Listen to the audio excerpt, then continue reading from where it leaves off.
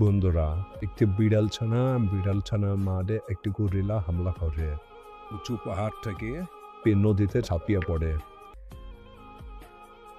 পরের দিন বিড়াল ছানাটি নদীর ধারে পড়েছিল।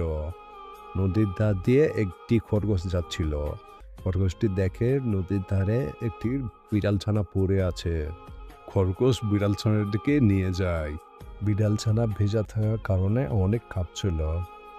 খরগোশটি আগুনের পাশে রাখে। পরের দিন খরগোশ বিড়াল ছানাটির মাকে খুঁজতে বের হয়।